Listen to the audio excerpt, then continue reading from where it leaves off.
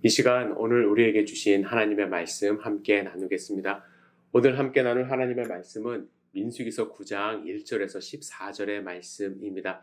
여기서 1절부터 5절까지만 먼저 함께 합독하도록 하겠습니다. 같이 읽습니다. 애굽 땅에서 나온 다음에 첫째 달에 여호와께서 시내 광야에서 모세에게 말씀하여 이르시되 이스라엘 자손에게 유월절을 그 정한 기일에 지키게 하라. 그 정한 기일 곧 이달 14째 날 해질 때에 너희는 그것을 지키되 그 모든 율례와 그 모든 규례대로 지킬지니라. 모세가 이스라엘 자손에게 명령하여 유월절을 지키라 하매 그들이 첫째 달 14째 날 해질 때에 시내 광야에서 유월절을 지켰으되 이스라엘 자손이 여호와께서 모세에게 명령하신 것을 다 따라 행하였더라. 아멘. 오늘 우리에게 주실 말씀을 기대하며 잠시 기도드리겠습니다. 전능하신 아버지 하나님, 말씀하여 주시옵소서. 주님의 음성을 마음밭에 새겨 30배, 60배, 100배의 결실을 맺을 수 있도록 주여 축복하여 주시옵소서. 사람의 생각과 말은 가려 주시옵소서. 오직 예수 그리스도의 십자가가 드러나는 소중한 시간 될 수 있도록 주여 인도하여 주시옵소서. 말씀을 함께 듣는 모든 분들에게 성령 충만함으로 주님이 인도하실 것을 믿습니다. 예수님의 이름으로 기도드렸사옵나이다. 아멘. 여러분, 다음 주 주일이 제가 달력을 보니까 이제 설날이더라고요. 한국은 이미 설날 준비로 많이 바빠진 듯 합니다. 여러분, 설날하면 가장 먼저 떠오르는 것이 무엇입니까? 2021년도에 조사한 한 자료에 의하면 연령에 따라서 조금 차이가 나기는 해요. 10대와 20대는 설날하면 무엇이 가장 먼저 떠오르십니까? 했을 때 설날 연휴, 꿀 연휴라고 이제 대답을 많이 했다고 합니다. 하지만 30대 이상에서는 가장 많이 떠오르는 것이 이제 떡국이었다고 하죠. 그리고 주로 모여서 하는 행동은 무엇입니까? 라고 물어봤을 때 가족이 함께 TV 시청하는 것이라고 이야기를 했습니다. 물론 모든 가족이 이제 세배를 하기 때문에 세배는 가족 활동에서 제외시켰다고 합니다. 따라서 설문조사에 의하면 설날하면 어떻게 규정할 수 있냐면 가족이 함께 모여 세배하고 떡국을 나눠 먹고 TV 보는 명절이라 할 수가 있습니다. 그렇다면 여러분들 궁금하지 않으시나요? 왜 우리 민족은 이제 세배를 하고 떡국을 먹게 되었을까? 먼저 세배에는 어떤 의미가 있나요? 과거에 아주 옛날에는요, 이제 자연을 섬기고 숭배하던 사상이 이제 많이 있었습니다. 그래서 원래 세배는 하늘의 신에게 무사고를 기원하며 절을 하던, 그러니까 미신을 섬기던 때의 일이죠. 거기서 출발을 했는데 하늘을 향해 존경심을 표출하던 것이 이제 집안 웃 어른에 대한 존경심으로 나타내는 풍속으로 변했다고 합니다. 그런데 여러분, 이제 세배하면 우리 자녀들이 기대하는 것이 있죠. 세뱃돈 아닙니까? 이 세뱃돈 전통은 어디서 왔는가? 중국에서 왔다고 합니다. 중국에서는 결혼하지 않은 자녀에게 이제 붉은색 봉투에 약간의 돈을 넣어 돈을 많이 벌라는 의미로 이제 돈을 주고받았는데 그것이 우리나라에 들어오면서 이제 복을 주는 의미로 세뱃돈을 줬다고 합니다. 그러면 우리는 왜 떡국을 먹을까요? 설날하면 왜 떡국이라는 이미지가 가장 먼저 떠오를까요? 떡국의 주된 재료가 무엇입니까? 이제 가래떡 아닙니까? 이제 가래떡이 하얗고 긴 모양을 하고 있어서 장수를 기원하고 또 밝게 보내자는 의미가 담겨져 있다고 합니다. 무병장수를 뜻하죠. 그리고 가래떡을 이렇게 잘랐을 때에 마치 엽전 모양을 하고 있어서 물질적인 풍요를 기원하는 의미도 담고 있었다고 합니다. 여러분, 설날 명절이 이제 기술이 아무리 발달하고 또 현대 사회 뭐 디지털 사회가 됐다 하더라도 지금도 온 국민이 움직이는 또 지키는 명절로 이어져 오는데 여러분 그 이유를 생각해 보면요. 세배와 같은 활동이 있고요. 우리가 직접 몸으로 하는 활동이 있고 또 떡국과 같은 의미 있는 음식이 있기 때문에 사람들의 머릿속에 각인이 되었다고 저는 생각을 합니다. 그래서 아무리 변화되는 빠른 변화의 시대라 할지라도 이 명절은 계속해서 이어져 오고 있는 것이 아닌가 이렇게 생각을 합니다. 미국에 살다 보면 명절 그냥 후딱 지나가요. 주변에 아무도 지키는 사람이 없기 때문에. 그러나 여러분 가정에서 다시 설날을 또 지내시면서 다음 주 주일에 가정에서 함께 예배 드리시면서 가족이 떡국도 드시고 또 서로 축복기도 해주시고 하나님께 또한 감사하는 그러한 의미 있는 시간을 함께 보내시는 것도 저는 중요하고 좋다고 생각을 합니다. 그러면 여러분 한 가지 질문을 할게요. 세계에서 가장 오래된 명절, 이 기록상 가장 오래된 명절은 이제 무엇일까? 여러분들 혹시 아시나요?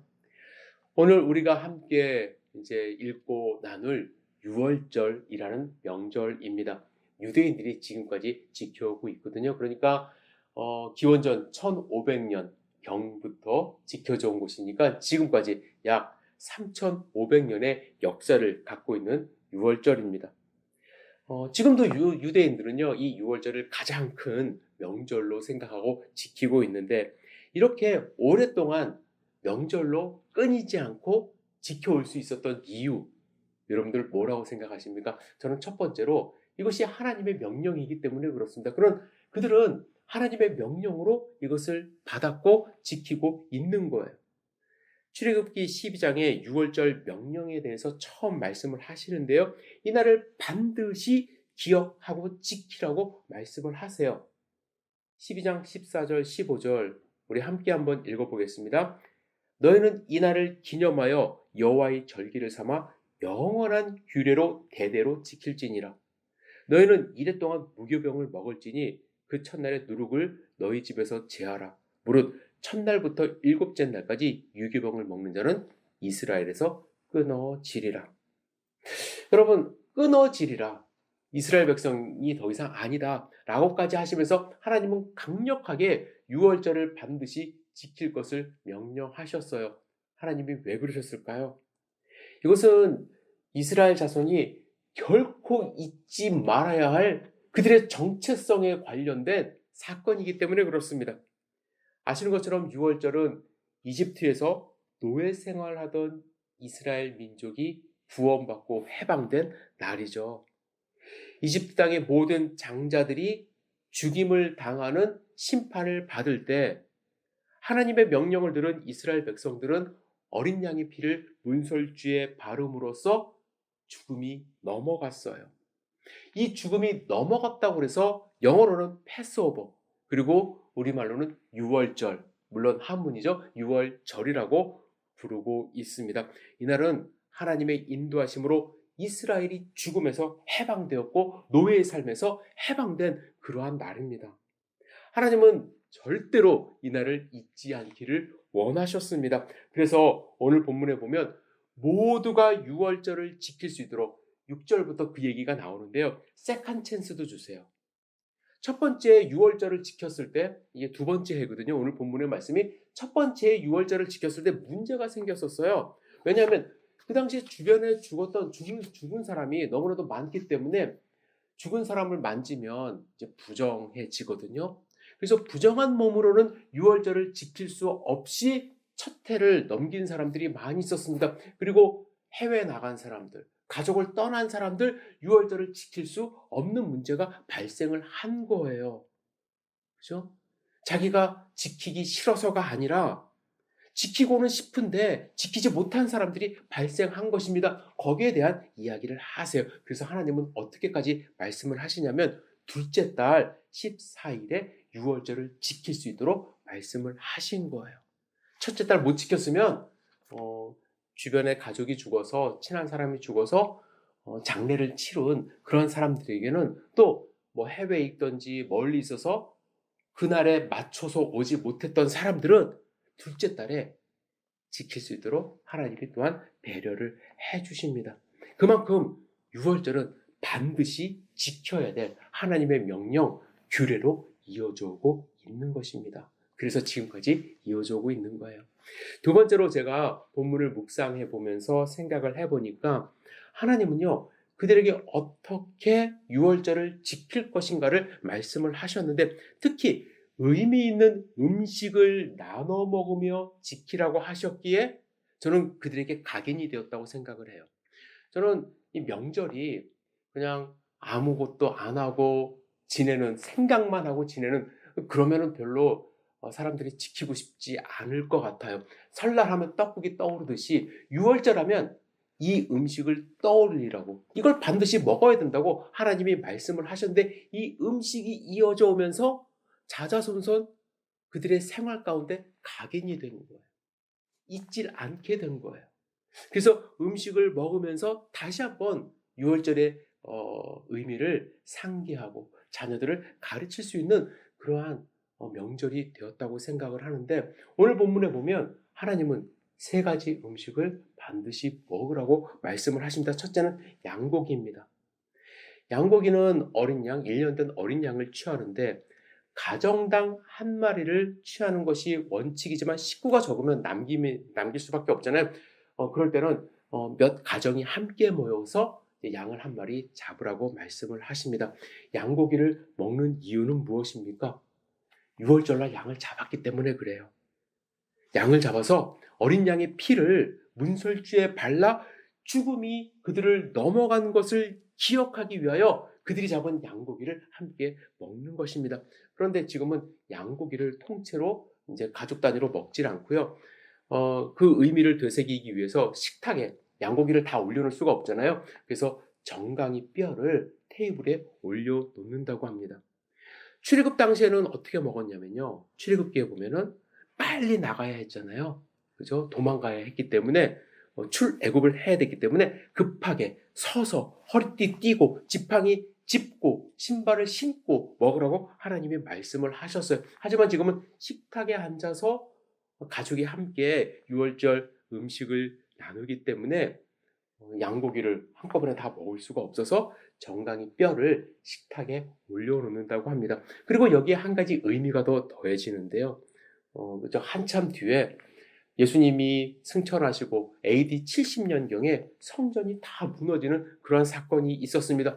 성전이 더 이상 존재하지 않기 때문에 제사를 드릴 수 없게 되었고 양도 바칠 수 없게 되었기 때문에 이 무너진 성전을 기억하는 의미로 양의 정강이 뼈를 올려놓는다고 합니다. 하지만 원래는 어떤 의미예요? 양고기를 먹으면서 죽음이 넘어가 구원받은 사실을 기억하고 기념하기 위함이었습니다. 두 번째로 그들이 먹는 중요한 음식은 무교병이에요. 무교병. 이를 마짜라고 하는데요. 누룩을 넣지 않은 빵입니다. 이 빵을 먹었던 이유, 여러분들 한번 생각해 보세요. 급하게 애굽에서 나가야 했기 때문에 누룩을 넣지 않은 밀가루를 그냥 이렇게 통째로 반죽만 해놓은 밀가루를 등에다가 짊어지고 나갈 수밖에 없었습니다. 그것을 누룩을 넣어서 부풀려서 화덕에다 굽는 그러한 맛있는 빵을 먹을 수가 없었어요. 그것을 기억하기 위함입니다. 마짜는요, 지금도 6월절 음식 중에서 가장 중요하게 생각되어지는, 반드시 있어야 되는 음식으로 취급이 됩니다. 형태는 많이 변했어요. 하지만 지금은 6가지 다른 음식과 함께 놓여있지 않고 따로 보자기에 쌓여서 이제 세 조각을 놓고 가족이 함께 나눠 먹는다고 합니다. 그만큼 이 무교병은 6월절을 대표하는 아주 중요한 음식이고 절대로 빠져서는 안 되는 음식입니다. 세 번째는 쓴나물이에요. 쓴나물. 쓴나물을 대표하는 것은 지금은 보통 이제 고추냉이라고 하죠. 홀스 레디쉬를 먹는데, 이것은 무엇을 의미할까요? 이집트 왕 아래에서 겪은 고된 종살이를 기억하게 하는 음식입니다.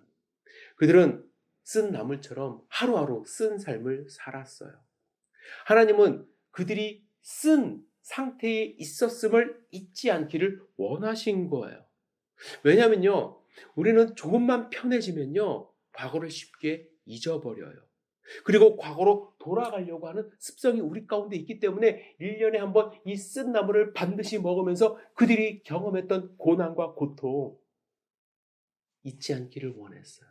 그들은요, 광야 생활하면서 마늘이 먹고 싶고 고기가 먹고 싶고 그래서 이집트로 돌아가고 싶다고 불평불만할 때가 있었거든요. 그들이 받았던 고통을 벌써 잊어버린 거예요.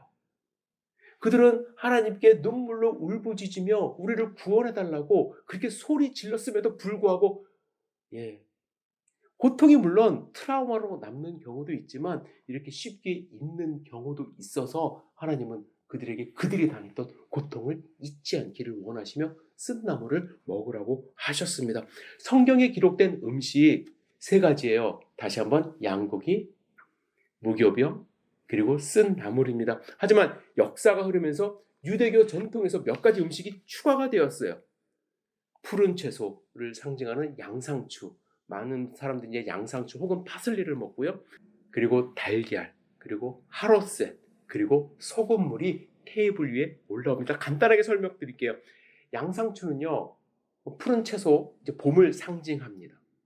추운 겨울과 같았던 이집트의 삶을 지나가고 새로 태어나는 봄을 맞이하는 의미로 양상추를 먹는다고 해요. 하지만 양상추에는 조금 다른 의미도 포함되어 있다고 하는데요. 여러분 양상추를 저도 잘 몰랐어요. 그런데 자료를 찾다 보니까 맞는 것 같아요. 양상추를 처음 한 입 딱 먹으면요. 처음에는 단맛을 내요. 그런데 계속 씹을수록 쓴맛을 내는 것이 양상추의 특성이에요. 이는 이스라엘이 이집트에 들어갔을 때요. 그때는 요셉이 국무총리여서 고생하지 않고 단맛의 삶을 살았어요. 하지만 요셉을 모르는 왕이 일어나 쓴맛의 인생을 살기 시작한 것을 상징한다고 이야기를 합니다. 또한 우리의 인생이 그렇다라는 거예요. 하나님은 우리를 완전하게 창조하셔서 단맛의 삶을 살았지만 죄가 우리 가운데 들어옴으로써 우리의 인생이 쓰게 되었다. 여러분들 그것을 기억하기 위하여 양상추를 먹는데 그냥 먹질 않고 소금물에 찍어 먹었다고 합니다. 그 이유는 그들이 흘린 눈물을 기억하기 위함이죠. 다음으로는 식탁 위에 삶을 달걀이 있습니다. 이 삶은 달걀은 하기가라고 이제 부르는데 이것은 인생의 사이클을 의미하기도 하고요. 또 이런 의미도 있대요. 이 삶은 달걀은 삶을수록 단단해지기 때문에 고난을 받을수록 단단해지는 인생을 이제 상징하기도 하고요.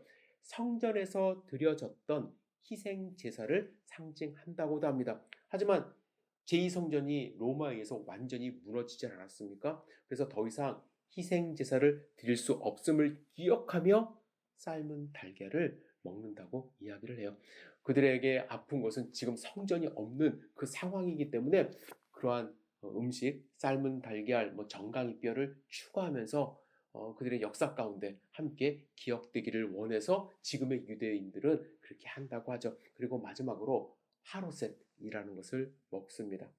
하로셋은 사과를 으깨거나 호두나 잣 등을 으깬 것을 꿀이나 포도주 등을 붓고 이제 계피 등을 섞어서 만든 이제 찍어 먹는 딥 같은 거예요. 하로셋은 쓴나물을 먹을 때 혹은 이제 mat자, 무교병을 먹을 때 함께 먹는데 하로셋을 먹는 이유는 무엇이냐? 물론 단맛을 내는 음식이기도 하지만 색이 진흙색과 비슷해서 이스라엘 사람들이 이집트에서 진흙으로 벽돌을 굽던 노예 생활을 기억하기 위하여 이 하로셋을 먹는다고 합니다. 그런데 왜 단맛을 내는 하로셋을 만들었을까? 물론 식탁이 좀 더 풍성하고 또 맛을 내기 위한 그러한 의미도 있겠지만 저는 그런 의미도 있다고 생각을 해요. 하지만 여기에는 또 다른 의미가 있는데 아무리 고된 노역이라 할지라도 구원을 약속받은 하나님을 믿는 자들은 이를 달게 여김을 상징한다고 합니다. 그래서 하루셋을 찍어 먹는 거예요. 제가 6월절 음식에 대해서 지금까지 지켜져 오는 지금 이제 유대인들이 지키고 있는 6월절 음식에 대해서 조금 자세하게 설명을 드렸는데요. 그들은 6월절 음식에 민감해요. 이것이 하나님의 명령이기도 했지만 6월절을 잊지 않고 그들의 역사를 잊지 않기 위하여 음식에 의미를 부여하며 정성껏 준비를 하는 것이죠. 음식이 화려하진 않아요. 막 자극적이진 않습니다. 하지만 이 음식들을 잘 살펴보면요. 세계 곳곳에 흩어져 있는 유대인들이 쉽게 구할 수 있는 재료들이기 때문에 그 의미를 잃지 않고 지금까지 이어져 오고 있다고 저는 생각을 합니다. 그래서 그들이 먹는 음식이 3,500년 동안 유월절을 지켜올 수 있는 원동력이지 않았나 생각을 해봅니다. 그리고 마지막으로 이것도 아주 중요한데요. 교육이에요, 교육. 하나님은 출애굽기 12장 26절에 이렇게 말씀하셨어요. 이후에 너희의 자녀가 묻기를 이 예식이 무슨 뜻이냐 하거든 너희는 이르기를 이는 여호와의 유월절 제사라. 여호와께서 애굽 사람에게 재앙을 내리실 때에 애굽에 있는 이스라엘 자손의 집을 넘으사 우리의 집을 구원하셨느니라 하라. 교육하라고 말씀을 하세요. 자녀들이 물으면은 꼭 알려주라고 말씀을 하십니다. 그래서 지금 유대인들은요, 유월절 만찬 예식을 하면서 식탁에 참여한 어린아이가 질문하는 순서가 꼭 있대요. 아이는 이렇게 질문을 합니다. 왜 이날 밤은 다른 날과 다른지 물어보고 싶어요. 네 가지를 물어볼게요.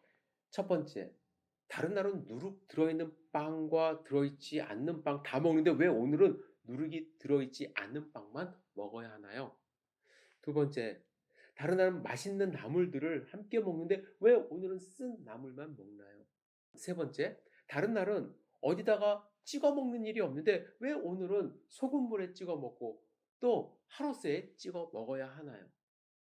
네 번째, 다른 날은 간단하게 먹는데 왜 오늘 밤은 특별한 잔치처럼 이렇게 온 가족이 모여서 함께 먹어야 하나요?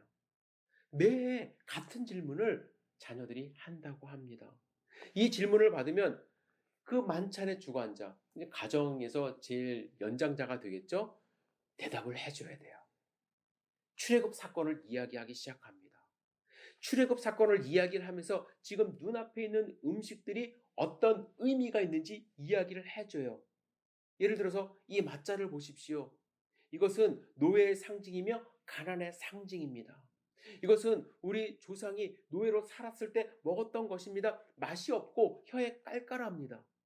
우리 조상이 압제자로부터 해방되어 그 땅에서 나올 때에 그들은 등에 밀가루 반죽만 짊어지고 나왔습니다. 이스트를 넣고 부풀려서 구울 시간이 없었기 때문이죠. 그런데 이 반죽이 뜨거운 햇볕으로 인해 납작하게 부어져 버린 것입니다. 그래서 우리는 이 맛자를 통해서 우리의 고통과 가난을 기억합니다. 시청각 교육을 하는 거예요. 그죠? 아이들은 음식을 직접 먹어가며 이해하기 시작합니다. 매해 같은 교육을 반복하기 때문에 결코 잊을 수 없는 유월절이 되는 것이죠.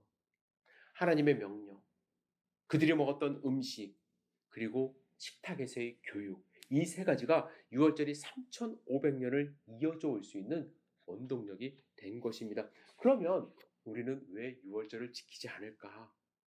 여러분들, 왜 우리는 유월절을 지키지 않을까? 이렇게 중요한 건데, 여러분, 구약의 유월절은요, 예수 그리스도를 예표하는 그림자에 불과하기 때문입니다. 하지만 이 사건이 중요하지 않다는 이야기는 아니에요. 중요해요.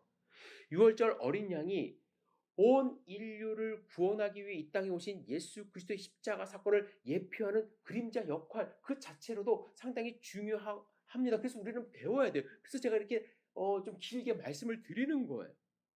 하지만 예수님이 이 땅에 오시고 십자가에 그의 피를 흘리시고 죽으셨지만 사흘 만에 부활하심으로써 죽음이 완전히 넘어가는 구원을 이루신 거예요. 우리에게 구원을 주셨어요. 그리고 새로운 언약을 선포하셨습니다. 우리에게 새롭게 또한 예식을 주셨어요. 주님의 만찬을 주셨어요.